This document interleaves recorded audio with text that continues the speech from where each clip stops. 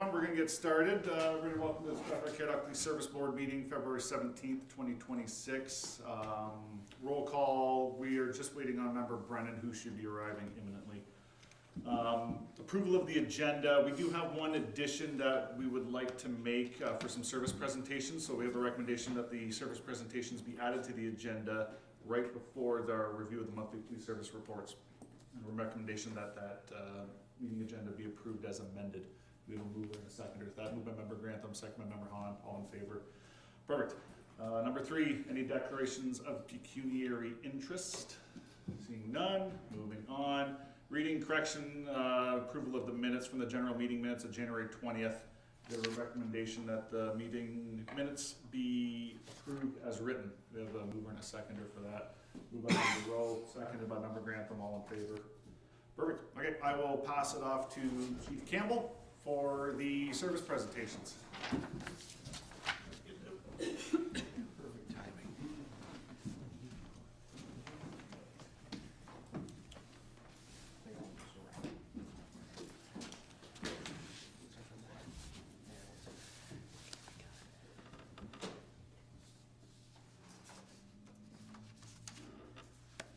Nothing like white glove service, right?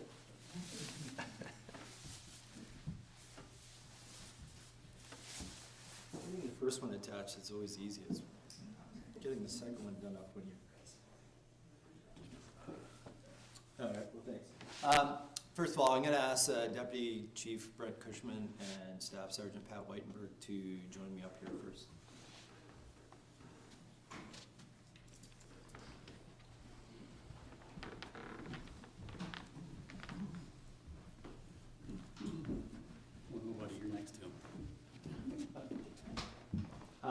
So first of all, I want to thank the board. I know this was sort of a late addition to the agenda, and I appreciate the opportunity to be able to squeeze this presentation in to 2 of our members. So this is their 30-year exemplary service bar recognition by the province of Ontario. Very fitting that we are the day after Family Day. Anyone who has ever heard me talk about our organization, I often reference it, whether I'm talking about internal communications or externally to our community, partner agencies, or anyone who cares to listen to me talk. I always emphasize the family-first approach of our organization. You know, as an organization that is in the public safety space, it can be a very challenging time, a very challenging profession. As you answer calls, sometimes crisis calls, sometimes less so. But as an organization, from senior level command staff to the newest of the new, whether they're officers or some of our brilliant civilian staff, we really emphasize the importance of it being a family-centric environment in our organization. That awareness about looking out for each other and the care that you have for that person who you work beside in the office next to you or across the building. It is very, very important for us as an organization that we have that camaraderie, that closeness, so that we can deliver the best possible services to this community, to this region, in this province, and in this country. And I would compare our organization to any organization in any area for its efficiency, for its professionalism, and most importantly, for the ability to care for each other. And we'll talk about this a little bit later, I know, in this meeting about some of the challenges that are happening provincially and nationally in policing right now. But I can rest assured this community has the utmost, most professional police service that you can see or you can have anywhere. And I am so proud of our members. I'm so proud of Deputy Chief Cushman and Staff Sergeant Whitenberg, who have been very central to helping build that environment, build that type of organization that is attractive for people to come and work in and have a great career and to leave it a better place than how we found it. So I wanted to sort of share those comments. I'm going to start with Staff Sergeant Whitenberg, have a little narrative, and then present him with his medal, and then I'll do the same for Deputy Chief Cushman. As much as this is a bit of a last-minute agenda item, and the board is sort of seeing it, as did our staff this morning. And I think that this collection of members who have sort of pulled themselves away from their task to come and see these two speaks to the level of respect, the level of admiration that the members have to come and commit and to be here for this presentation. I do want to thank the deputy for printing these off and putting it in print bold enough that I may not even have to use my glasses. That's a real plus. So I'm going to start with Staff Sergeant Patrick Whitenberg. A 30-year police officer, Staff Sergeant Whitenberg joined the Peel Regional Police Service in 1995. Probably about 2 years before you were born, right, Brennan? More than 92. In 2000, he became a member of the Strathroy-Caradoc Police Service, gaining valuable experience in both patrol, traffic, communications, and as a supervisor. On January 1st, 2023, he commenced his duties as Staff Sergeant of Operations, and he is now currently seconded to the Ontario Police College, mentoring new recruits in the Basic Constable Training Program. Staff Sergeant Whitenberg is an accomplished leader with a demonstrated ability to lead through complex and high-pressure environments, with driving initiatives, improving performance, and maintaining public confidence. He has always maintained a positive and respectable relationship with both our sworn and civilian members of the service. Those are the written notes. I will add just a couple of additional comments. The two gentlemen here are deeply rooted in this community, in both the Strathroy and the Caradoc. And I can't think of two better examples of two people who have grown up in this community, who have raised their families in this community, and have committed to policing as a public safety calling. And it is one of those obvious designed strengths of our organization, about from the early planning and to the growth of these two gentlemen, very symbolic of who we are as an organization, those deep family roots. So congratulations. Thanks, sir.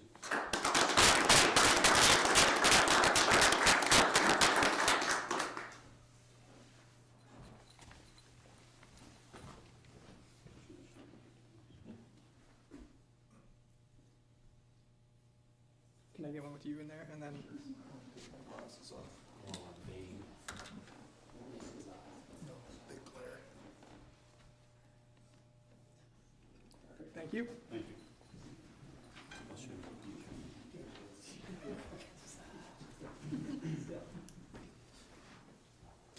Deputy Chief Brent Cushman. A 30-year police officer, Deputy Chief Cushman joined the Brantford Police Service in 1995. Bit of a theme there, right? 1995. In 1998, he became a member of the Strathroy-Caradoc Police Service, gaining valuable experience, again, in both patrol, training, traffic, criminal investigations, and intelligence. On January 1st, 2023, he commenced his duties as the Deputy Chief of Police. Deputy Chief Cushman is an experienced, supportive, and forward-thinking leader with a proven record of fostering transparency, inspiring others, and maintaining a community-driven approach. He is entrusted to manage the full operational needs of the service, ensuring seamless coordination of both sworn and civilian members. As I mentioned, Deputy Chief Cushman is a lifelong resident of Strathroy-Caradoc.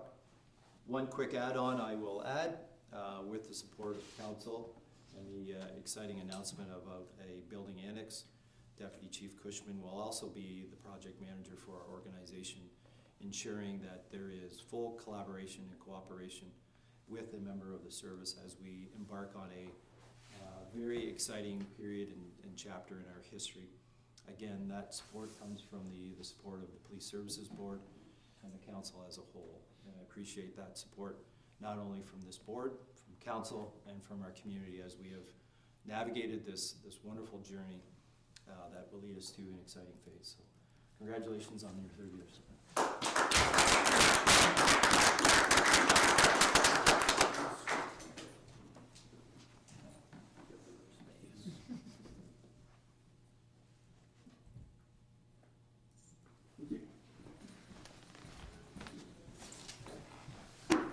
Any words, gentlemen? I love you guys.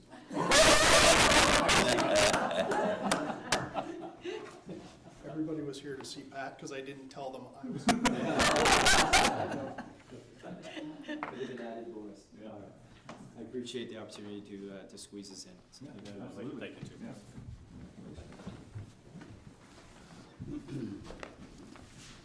Congratulations. Thank you very much.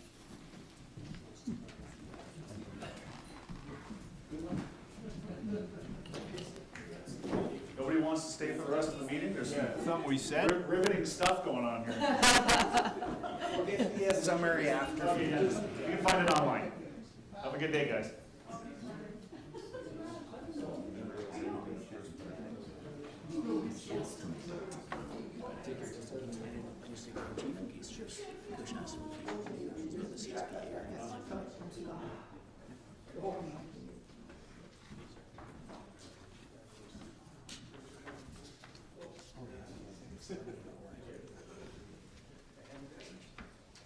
You're good if I take off, right?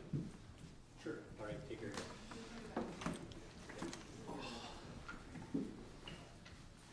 Alrighty, perfect. So, moving on, we got our review of our monthly police service reports. I guess I'll pass back over to the chief. Do you have any comments you want to make before we open it up for questions? Thank you, Chair. No real comments. I know that there is a slight change. And sorry, I just needed to get to the right section. Sorry, they're staring me right in the face. On the activity reports, there's a slight change where we have now started to include the broad record checks as something that we think is very important to report to the board on a monthly basis. The broad record checks is a new type of record check that was brought in by a legislative change almost 12 months ago. And it relates to those working in the field of child protection and adoption services. So this broad record check sort of brings back a phase in providing a record check that was present a number of years ago, where as part of a record of your or a check of your records, you could or were disclosing almost any and all contacts that a person might have had with the police, including in some cases mental health related calls. There was an intervention by the Privacy Commission in regards to the lawfulness regarding that, and so there was a bit of a tightening up.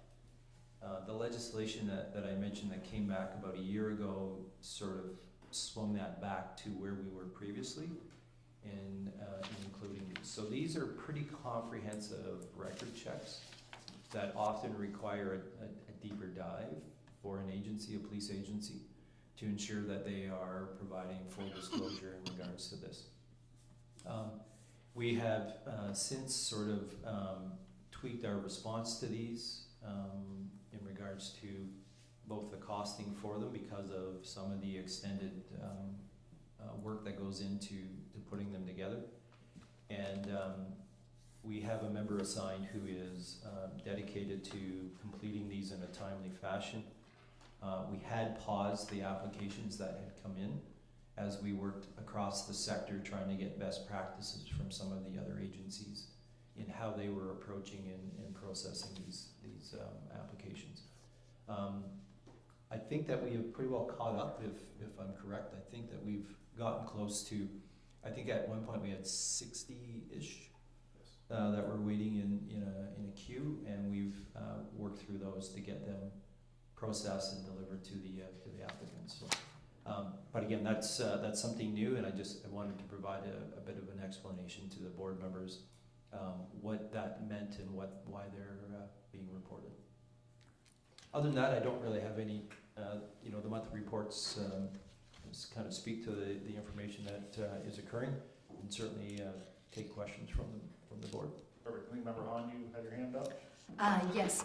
In regards to the 60, am I interpreting your introduction correctly? This is a catch-up, so we will not find this high number on further monthly reports, likely.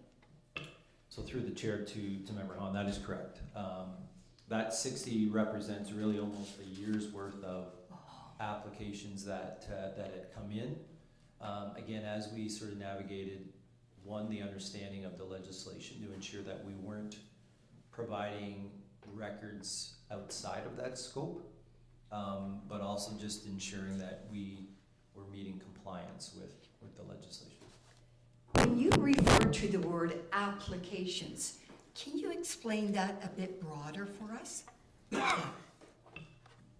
Sure. So as with any record check, I refer to that as an application. A request might be another term for it. So all of our record checks actually come through or via an online application process where the person has to, obviously, like any form, fill it out. There is a fee associated to requesting a record check. There is a proof of identification piece. In some cases, you may have to provide a letter of notification from, say, for example, a potential employer, say that you want to work in, say, the education field, and you have a letter of an offer of employment, say, from that board. So we collect these items as part of ensuring that we are making the appropriate record check that we then process and then provide back to the requester and or applicant. Thank you. Member Grantham. Yeah. Thank you, Chief. Just a question regarding the MCERT.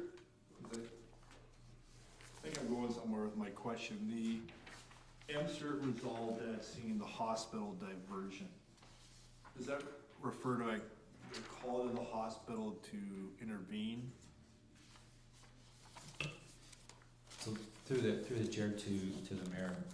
So the term MCERT resolved at scene with the / hospital diversion. So those will be live calls in the field where, with the presence and the arrival of the MCERT member and the uniform member, through that intervention, they have resolved the issue so that there wasn't a requirement or a need to take the person to the emergency department at the hospital. Okay. That answers my question. Thank you. Perfect. Thank you. Yeah, Member Hahn, you had something? Yes, I had 2 or 3. So I'll direct this to the chief. I noticed in the Uniform Crime Reporting Violations Report, the citizen complaints were 24, which is the highest number in the past years in January. I wondered if that related at all to weather-related complaints. Maybe you could explain what type of citizen complaints would happen in the month of January. So through the chair to Member Hahn. A couple of different elements have obviously related to the increase in the citizens calling and complaining or making complaints. You are correct, weather-related events.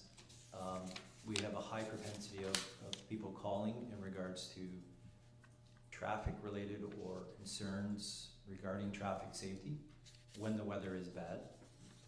The other element that, again, and I think I've mentioned this at other meetings, the engagement by our community is tethered to our increase, or what I'm going to say is the increase in our social media and media relations presence. The work that Constable Lockwood has been doing and the high level of engagement across a variety of areas, not just community events, but awareness to police activities, community outreach pieces. I think is driving a greater level of engagement from our community. So like any relationship, the more that you are present, the more engaged you are, the more communication I think that we see and will continue to see as there is this level of trust and respect that continues to sort of grow at a nice, steady, slow pace. I think it invites people to sort of want to be part of the solutions to whether it's a traffic safety related issue, whether it's a ongoing investigation. They feel and they participate because they feel heard, they feel respected. And I think that is part of what is driving up some of those engagements. Yeah, that explains it. Thank you. My next question relates to the community services report. It was excellent. There were a number of new items in that report, and I wondered if you could explain them. Maybe the first ever polar plunge and raising monies for a charity, I'm assuming. And then the two other media, the new Police Tip Tuesday and the new Cops in Crop. And I'm not familiar with those programs. So thanks again through the chair to Member Hahn. So I'll try to go in the order that you listed them there. So the first, the Polar Plunge. So the Ontario Association of Chiefs of Police have one charity that we raise funds for on an annual basis, and that's the Special Olympics to support persons with intellectual disabilities to be able to participate in whether it's winter games, summer games. It's been the charity of choice for the OACP. Well, we're going on our 75th anniversary this year. I wouldn't say it's been that long, but for a number of years.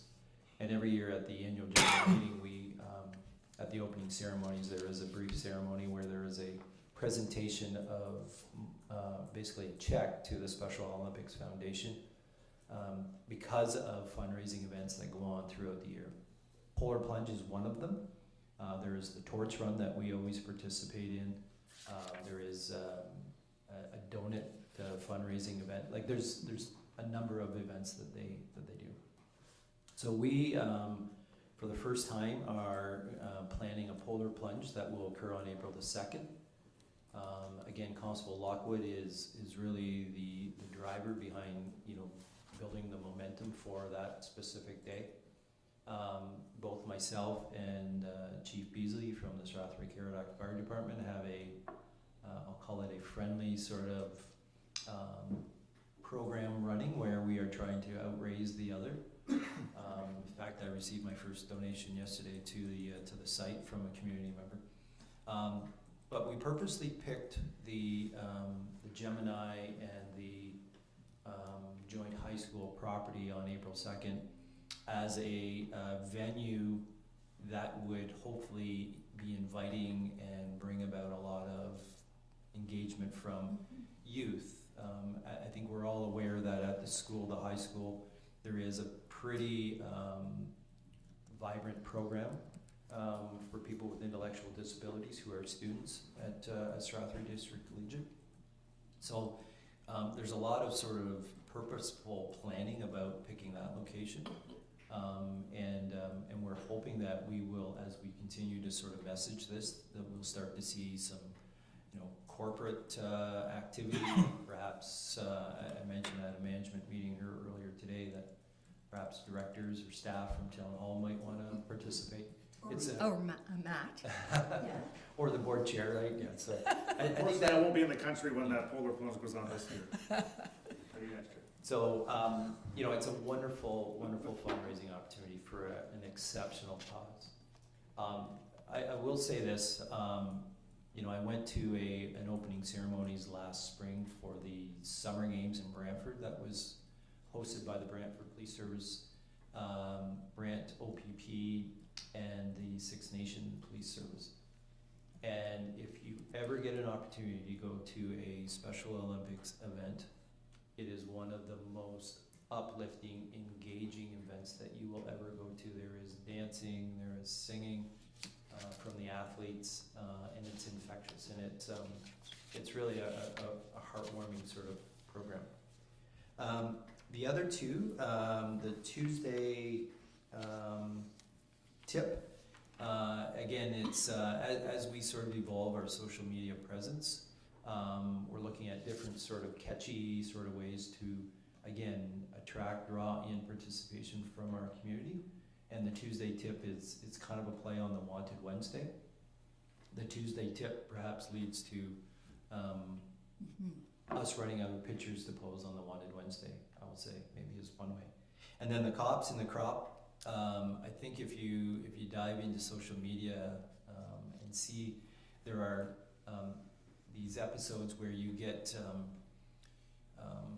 people from competing, perhaps it's police and fire.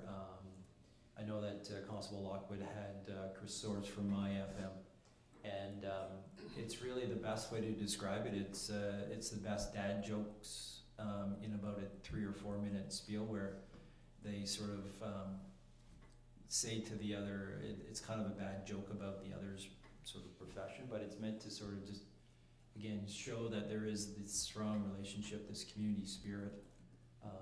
And if you haven't had an opportunity to see, if you go to our social media, you'll see the cops in the crop sort of episodes. And like I say, it's lighthearted fun, but it's really meant to, again, show the strength of the relationships in our community. Thank you. Perfect, thanks, Chief. Any other questions for him before we hope to receive those for information? Nope. Okay, so recommendations of the monthly reports 5.1 to 5.5 be received for information. We have a mover and a seconder for that. Moved by member Brennan, seconded by member Hahn.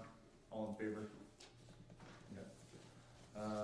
Number 6, some more reports. I guess I will pass it back over to the chief. He can give the highlights, and then we'll open it up for questions on, I guess number 7 on the online agenda for the staff reports. Thanks, Chair. I will maybe defer to the deputy, as he was very helpful in creating report 7.12. And sorry, I should make just a quick pause and introduce Constable Jordan Keener. To my left, to your right, Constable Keener is our use of force trainer for the organization, and he was very instrumental in making sure that the use of force annual report was completed, and so he is here to obviously assist and take any questions that the board may have in regards to that. But with that, I'll defer over to the deputy to provide further comments.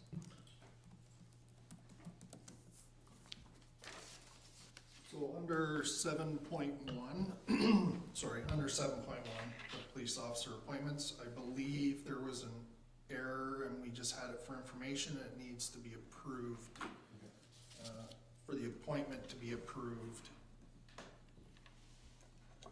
Yes, that the board appoint Constable Lauren Gosso under section 83.4 of the Community Safety and Policing Act. I believe when I did the report, I put for information.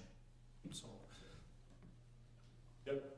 I'll make that motion. Did you want to make that I'll motion? make the motion. Do we have a second? Remember, Brennan, all in favor to pass that?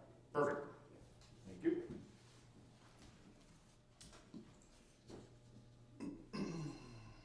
Okay, so the 2026 fees for service, with our administrative assistant Tammy DeBoer and Staff Sergeant Chris Graham, there were some queries made outside of our service in regards to fees, and with those we found that our fee structure was really low compared to our comparator groups in the area. So we're looking to raise those slightly, just to make sure that we're covering off full recovery on those. There's new ones regarding with the introduction of body-worn camera and in-car cameras.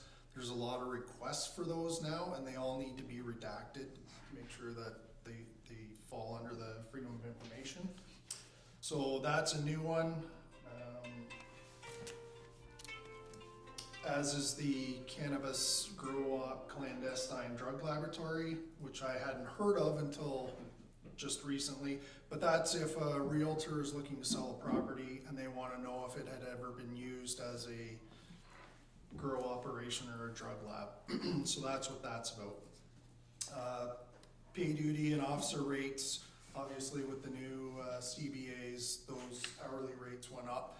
So that's been updated as well.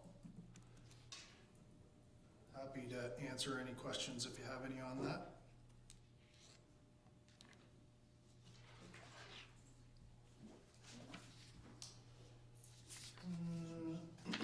And then the annual use of force report. This was actually completed by Constable Keener. And if there's any questions related to that, I will defer to him as he's the actual author of the document.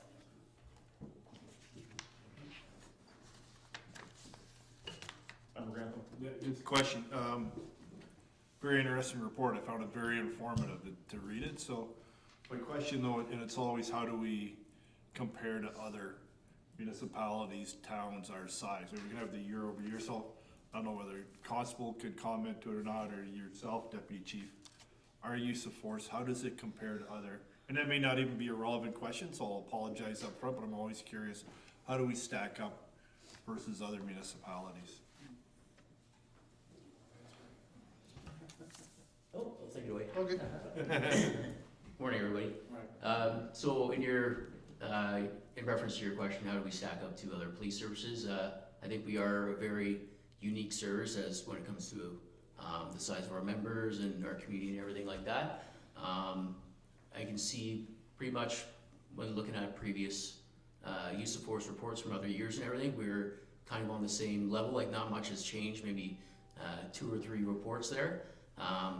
But I can say that we haven't had any officer involved shootings, or we're very low when it comes to when there is a officer subject situation. Like we don't have a lot of medical issues with those people, I would say. So I believe it's hard to kind of compare with other police services our size, but I would say we're doing well there. So. If I may just sort of add a top up to that. Again, these reports are public-facing documents. You know, we sort of report internally what our activities have been.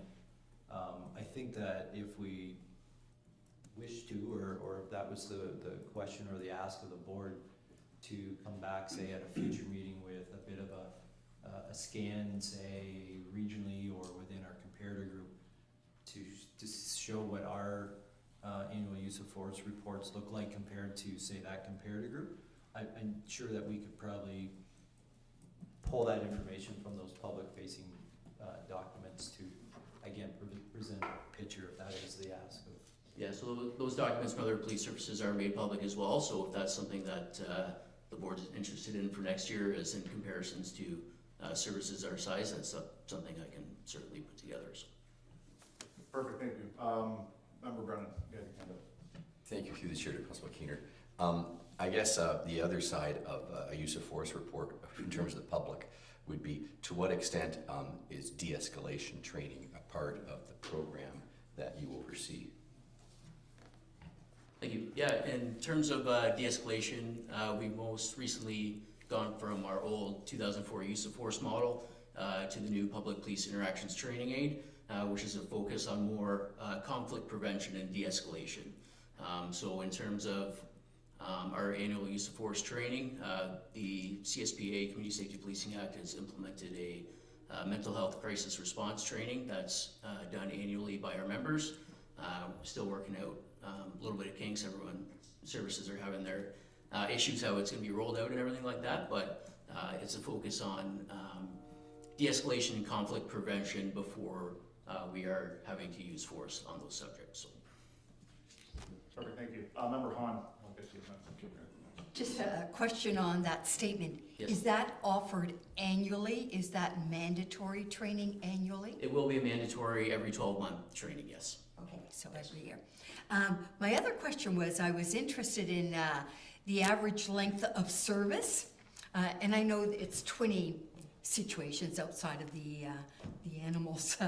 But average length of service has increased to four years. And I know you were asking about comparatives. I think that bodes having mature, am I correct, mature police constables, you know, having to use the force, that, to me, that it says 10.7 years of service for average. So to me, that bodes well. Yeah, so the average kind of changed with reports this year, as there was more experienced police officers who were having to use force with 25, 26, 27 years on, so that brought that average up. Yes. Is all that was there. Yes. Hey, Member Grantham, you had a question. Yeah, no, I'll follow up. I'm okay with the numbers as presented. I mean, I've kind of learned in my job, try to stay ahead of the narrative, so I take the word, and the numbers are relatively low, so no need to do any more work than necessary, so I'm okay with it. Just one follow-up. Yeah, go ahead. Thank you. Just a follow-up, not a question, just an editorial comment.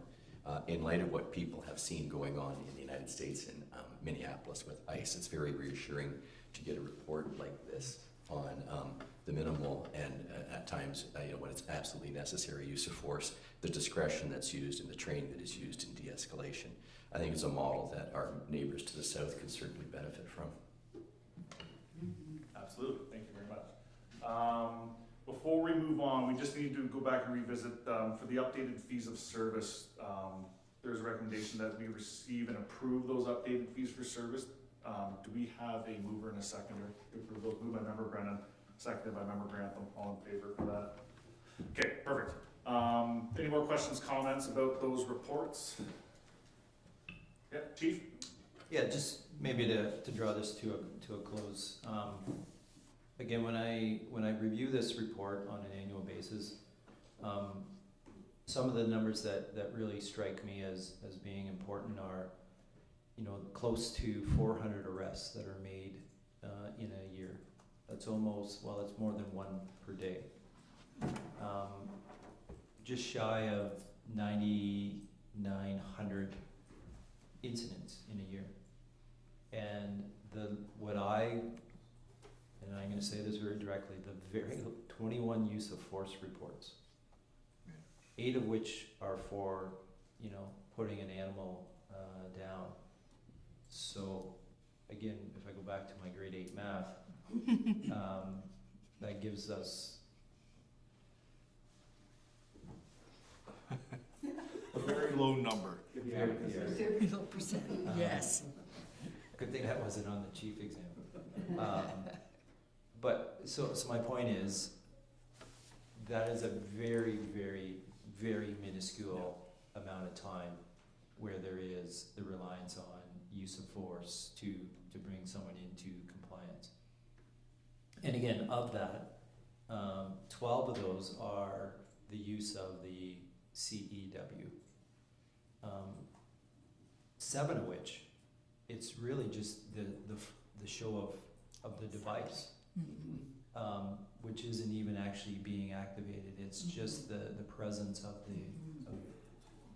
So again, of all the comments that have been made about the model of Canadian policing, and I know that again we'll get into this a little bit later in today's meeting, but about the trust and the confidence in the policing sector, it's timely that this report is here today in front of us, because it, to me, tells a very clear story about what is happening here locally, and I would even suggest that across the province and even nationally, that these numbers will somewhat be reflective in what you see, whether it's next door or in the next province. So again, that part of that's on the membership, but again, it's important, and that's why Constable Keener is here, because he is the conduit in which our members see and hear and participate in training, and it's that standard, that high level of standard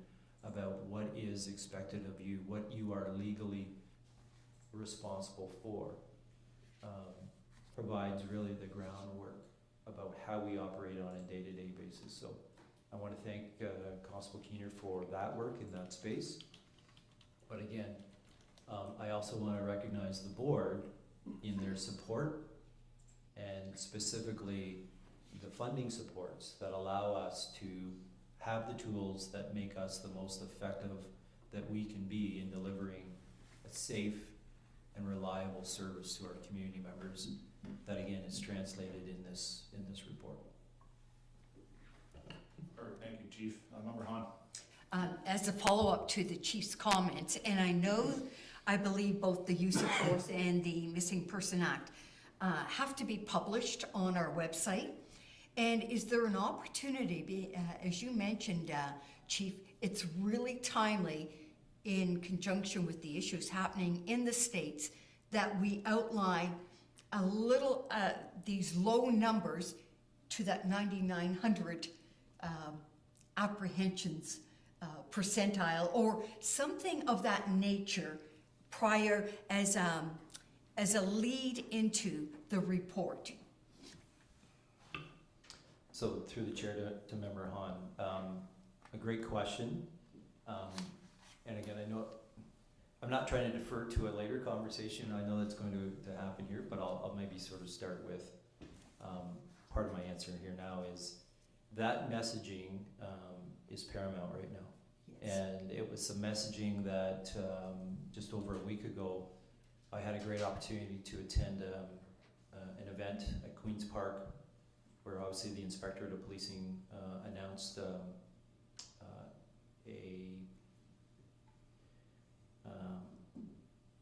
again, I don't want to use the term investigation.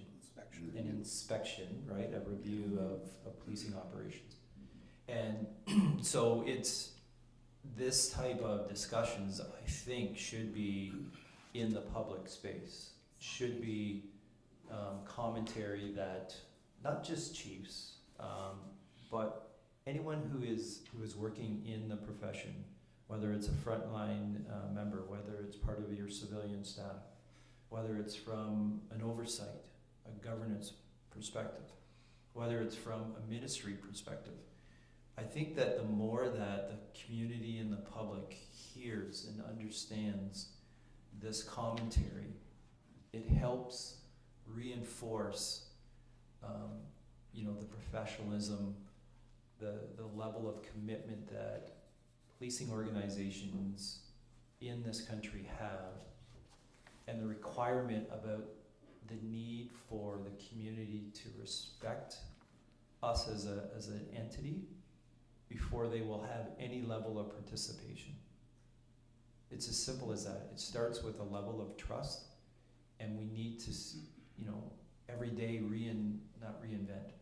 reassure the community that that trust is there, because without it, it's a very steep climb.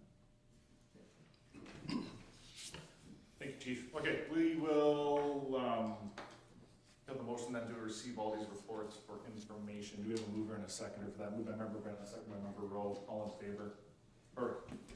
Okay.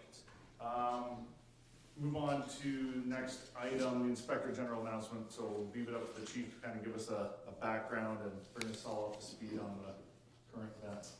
Chief. Yep, thanks again, Chair. So just turning back the clock, probably about 10 days ago now, when obviously the news of this event first broke, which started really with the release of the arrest of 7 members from the Toronto Police Service in regards to a corruption-focused investigation. So immediately the OACP convened so that we had as clear of understanding as we could through discussions with the chief from Toronto in how could the OACP best support not only him and his team, but understanding that this really was going to be a review of policing in Ontario and nationally, and how could we best strategize to reaffirm and commit to our community members, whether it's in our community or in the GTA, what it is that we are doing, and again, the comments that I just made about, you know, the trust and the respect piece. That was then quickly followed up by, obviously, the command team at Toronto Police Service, along with their board, identifying a request that was made to, bless you, that was then made to the Inspectorate of Policing regarding 5 different areas of concern that they were hoping the inspectorate would initiate an inspection on. As the OECP, we were supportive of that ask from both the command staff and the Toronto Police Service Board, going to the inspectorate. In my current role, obviously as the president, I was asked to attend and participate in the announcement last Monday at Queen's Park, where the inspectorate, Ryan Teschner, delivered a fairly extensive review of what they were hoping to inspect as part of the ask. So he confirmed that yes, there will be an inspection. He confirmed that he is looking for a independent person or persons to come in and undertake this inspection. And with that, I think the clarity of the scope will also then be more defined. That press conference had representation not only from the OACP but from the OAPSB, and I will share that the associations, so the PAO, TPA, OPPA, were also part of the early initial discussions about how do we come together to show sort of a universal support. At the end, the associations opted not to be present at the announcement. That's for, I guess, reasons that they are best able to explain. But I thought it was very important that from a police leadership operational perspective and a police leadership governance perspective, that the OACP and the OAPSB were available at that announcement to take any questions that the media may or may not have. I will say from listening in the gallery to some of the questions that the inspectorate took, from a media perspective, I think there is still a lot of lack of clarity as to what role the inspectorate plays in policing. There was some questions sort of related to, you know, almost investigating corruption, which isn't the purview, isn't the mandate of the Inspectorate of Policing. You know, his mandate, as everyone in this room knows, is about adequate and effective policing standards, and through that, you know, do boards and do police organizations have the appropriate policies, procedures, operating standards in place to meet those obligations. That's really what the inspection is meant to find. You know, there's been some debate, I think, within the profession about the scope. You know, why does it include 45 police services, 43 municipals, 1 First Nation in the province? I think that is, I think a discussion that I think will probably be ongoing. I can tell you as the president, and this is my position as the president, not for the entirety of the OACP, I do support it being a service-wide for a number of reasons. One is, I think that it will clearly show that there are a lot of organizations that are well-positioned, have done their due diligence, have done the work required to build a robust policy and or procedure template to meet the question of adequate and effective policing.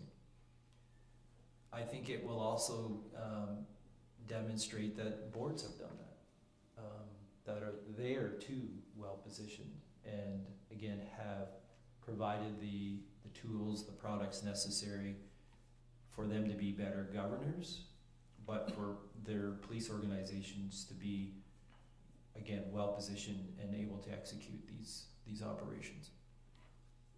I'm also, I'm going to use the term excited, but the OACP is made up of a number of committees that really are representative of police organizations from across this province. You hear the term subject matter expert. So they are, much like Constable Keener is a use of force instructor and an expert in that area in the use of force, there are other committees that perhaps are freedom of information, perhaps it's intelligence, perhaps it's traffic safety pieces. And at the OACP, we take a lot of those committee resolutions and the work they are doing as priorities for our advocacy work as an association. And so I think it'll be really beneficial when the inspectorate, whoever is designated to conduct this inspection, has a chance to actually speak to those committees as part of this work to understand what proactively has been and continues to go on within the profession to build the best practices, to build the best work that we can do so that we aren't running blindly and falling into these unfortunate events that happen in Toronto. I will say this, that even with the best laid plans, sometimes stuff comes off the rails. And if I have a comment to you as a board or our community, it's that police organizations will work very actively, will be very engaged to ensure that we are assessing, reviewing, and talking to our members within our own organizations so that there are no surprises, there are no missteps that aren't being addressed and that are taking away from an organization having the confidence and the trust of their own communities. At this point in this review, and I'll certainly invite the director here to provide any additional comments. But at this point, I think that they are sort of at the phase where they are looking at possible inspectors to come in to conduct this work. I know the Inspectorate of Policing would like to launch this sooner rather than later. I think there is an urgency, a want by the public to see this work be initiated, and I think it's important that it does get initiated sooner rather than later, and that they identify some timelines so that the community has some expectations as to when things will be reported on. As I said, in regards to the scope or the extent of it, I think that is still a little bit of an unknown at this point, and that's okay, because until someone has been designated and identified, I think that it's just an exercise of hoping you want to seize things, but those may not be the priority. So I'll maybe pause there and ask Ron if he has any comments. I'd like to say that you did a fantastic job outlining exactly where we're at in the province at the moment. So I don't really have anything further to add to your comments, but I'm certainly willing to answer any questions that anybody at this level has. Perfect. Thank you, gentlemen. Does anybody have any comments on upcoming issues? Member Hahn. I have one, and I know that the investigation is to start, but I was really surprised, well, not really surprised, but the York Police also accepting bribes. Maybe I could ask you, Chief, the 5 outlined items that you talked about, the scope, where would that be under? Like, I saw the substance abuse and fitness for duty, which I was surprised at, but I thought it was more about like accepting bribes, you know, being personally paid to divulge confidential information. And I was wondering, where in that listing would that significant portion be? So, again, an excellent question. So, through the chair to Member Hahn, so there's three specific areas that,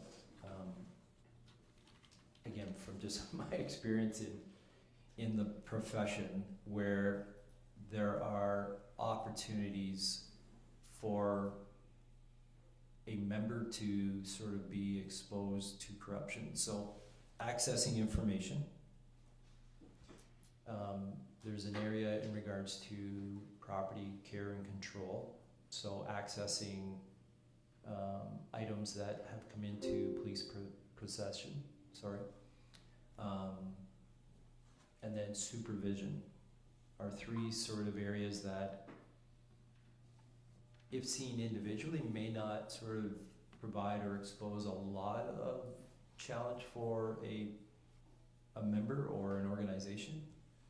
But when sort of brought together,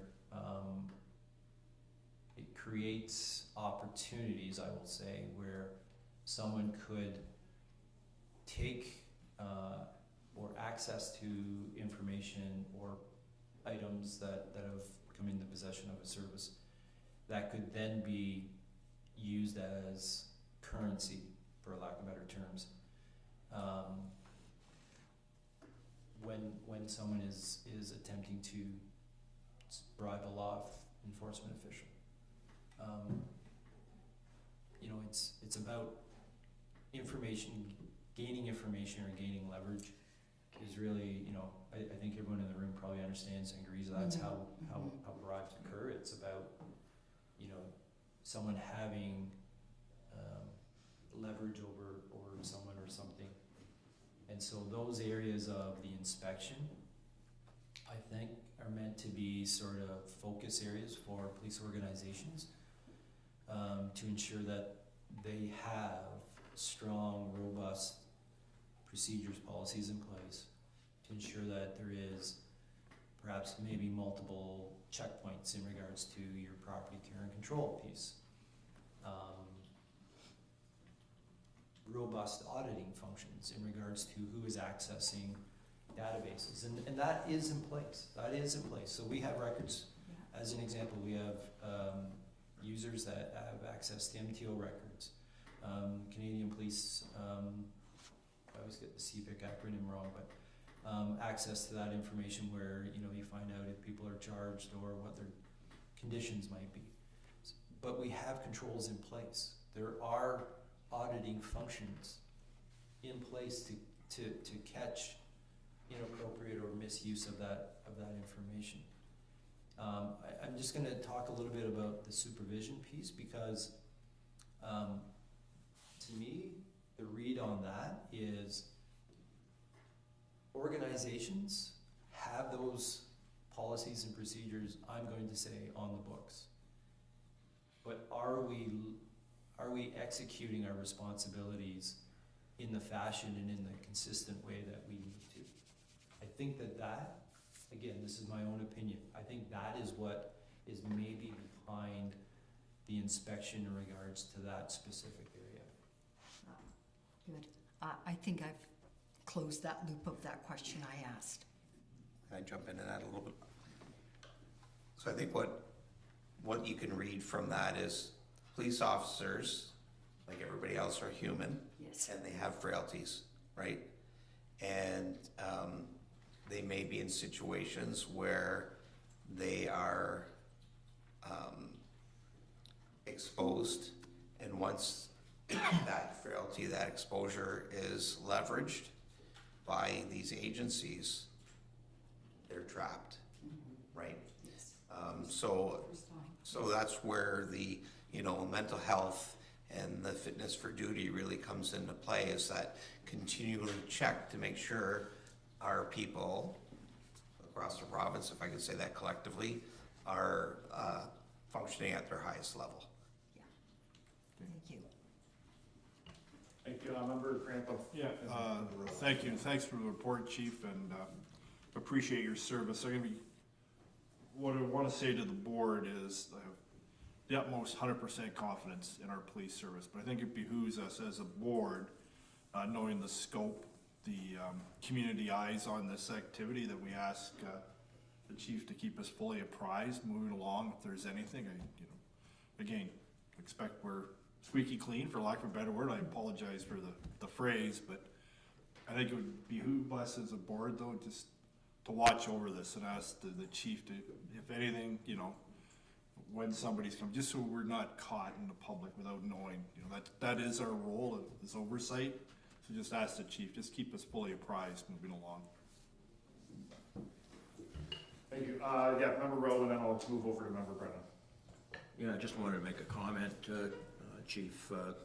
I think, the timing of the policy review and place going through this whole policy issue is kind of timely in light of the incident that took place down there. And I will comment as well that, as was just said, that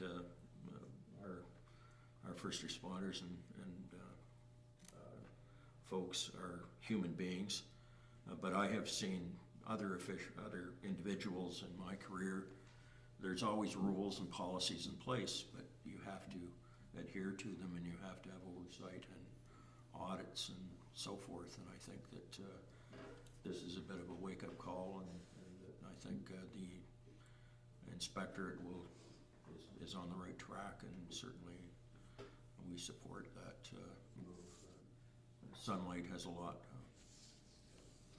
has a way of uncovering the gaps or in the system, or if there are any. So I have to say. Thank you, Member Rowe. Member Brennan. Thank you. Through the chair to the chief or the inspector. In this process whereby the inspector is going to try to establish the public confidence in our police services in light of the things that have happened, will there be any kind of report card or statement made about individual municipal police forces that this board would receive? Are we going to get anything, that will tell us what our strengths and our weaknesses are? Would there be anything coming forward saying you've done great in 7 of these areas, but one area needs a little bit of work, and here are some suggestions? I'm just wondering if we're going to see anything come to our police service or police board that will help us in future. So thanks through the chair to Member Brennan. I'll start off, and I think it's maybe appropriate that Ron provide some comments as well. I do think that each individual service and board will be receiving a very fulsome report as to what their individual scenario looks like. Again, I think that's why there's this interest to be a province-wide piece. And that's true of any inspection, whether it's driven by this latest event or events, or even just the regular inspection cycle that the inspectorate has mandate to undertake. I guess I've been in these seats long enough, prior as a deputy, now as the chief, to sort of understand and realize that the inspections by the ministry, they used to be called ministry inspections, are not fatal. They're really meant to be exercises where you identify areas that you are doing really well in, but areas where you need to fill some gaps and find some improvement. And so I as an individual chief in an individual service, that isn't something that you should be scared or fearful of. It should be something that you welcome and think, well, how can I ensure that our organization is the best that we possibly can be? And so, I think that is really, really important. Before I turn it back to Ron, I want to sort of also acknowledge and recognize the work that the deputy chief has been doing. I know how much time he spends looking and reviewing at policies and procedures, both for us as operational, but also in working with the board secretary and looking at board policies. You know, this, again, this board has been very committed to ensuring that we are doing the work that we need to do to meet those requirements, those thresholds. And luckily we've partnered with Dave Preston, who has, again, everyone is aware who Dave is and his history and his area of expertise in being able to sort of see it from a very elevated position. So it has allowed us to grow and to sort of get to a really good spot. And so, yes, to answer your question, will there be individual reports back? There will be. And I'm sure that, you know, we will continue to sort of build on, you know, the good work that has occurred and find ways to even make it better. I'll let Ron maybe, if there's anything else to say. Yeah, just to continue on that front, yeah, you will get feedback. I suspect that you know, it'll be very positive for a majority of the police services. I think one of the elements that we have to remember here is that overwhelmingly the public should have confidence in policing. This is an exercise to, in my perspective, to validate that confidence and to find those areas that we can improve on. There's always room for improvement, but overwhelmingly we have very robust policies and processes at most police services, and the community, the public should have faith in policing. Perfect, thank you. Is there any other comments or questions? Want to move on? Okay. Thank you, Chief and Ron, for that update. I know, yeah, there's gonna be a lot of questions about it, but we'll look forward to any updates you guys provide over the next weeks, months, up to a year maybe before all this gets done. Moving on to number 8, is the designation of authority under the Municipal Freedom of Information and Protection of Privacy Act. This is the recommendation that under section 3, subsection 2 of the MFIPPA, the members elected or appointed to a board, commission, or other body that is an institution under the act may designate in writing from among its members an individual or committee of the body to act as head of the institution for the purposes of the act, and further, that the Strathroy-Caradoc Police Services Board deems it necessary and expedient to designate a head for the purpose of the act, and further, that the Strathroy-Caradoc Police Services Board hereby designates Chair Matt Hall as head for the purpose of the act, and that this resolution come into force in effect on February 17th, 2026, being today. Do we have a mover and a seconder for that? Just to, I believe, is to keep us in line with the act and whatnot. So moved by Member Hahn, we have a seconder, Member Rowe, all in favor of that. Okay, perfect, carried. On number 9, announcements and inquiry. I guess we'll start over Member Hahn. Do you have any questions, comments, concerns? I had 2 comments. The one was the great presentation today of the 30-year awards, and I wondered how we will publicly bring that forward, with pictures or whatever. I think that's tremendous, 30 years of service. And I really appreciated the chief's opening comments on the family first and some of his comments he made in regards to our service as being one of the best.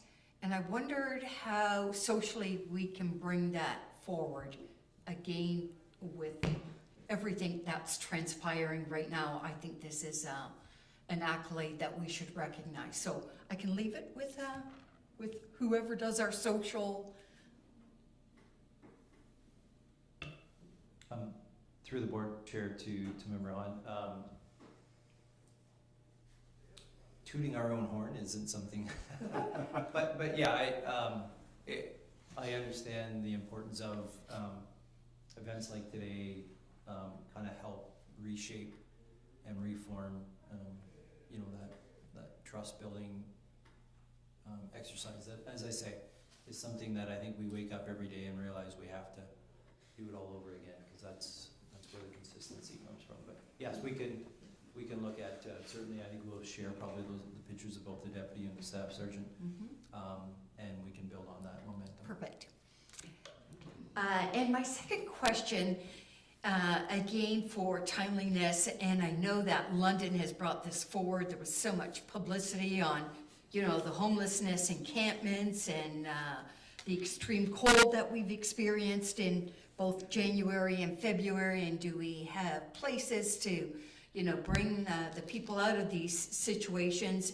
And I know that social agencies in London perform a lot of the work, but the backup is always the police services, generally when you're dealing with these situations.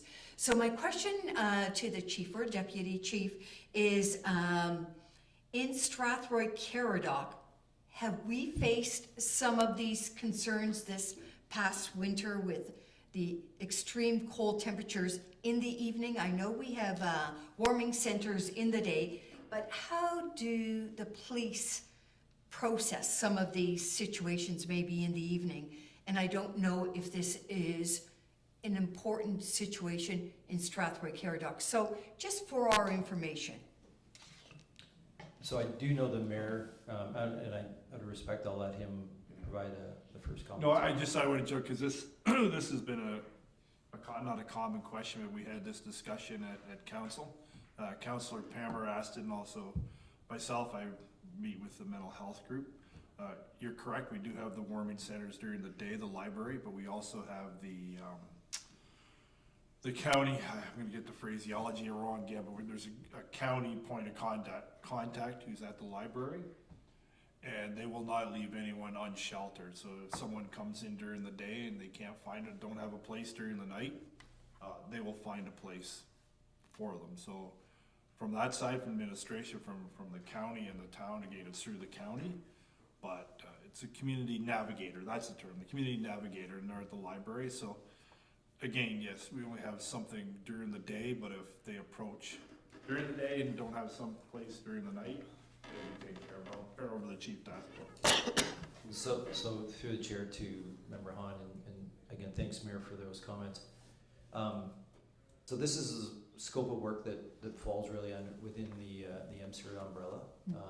It is a multifaceted, multi-dimensional sort of approach dealing with community members, whether it's mental health addictions and such, or homeless issues. So there is a lot of sort of information that we probably should come back and share with the board, and I've sort of made a note that at a future meeting I'll have Constable Bravender come and along with our MCERT worker and perhaps provide some of those information details about, you know, how do they deal with homelessness, how do they deal with some of the addiction related issues. I think that's information that this board would probably be well informed to be able to get and understand as to the complexity of the approach.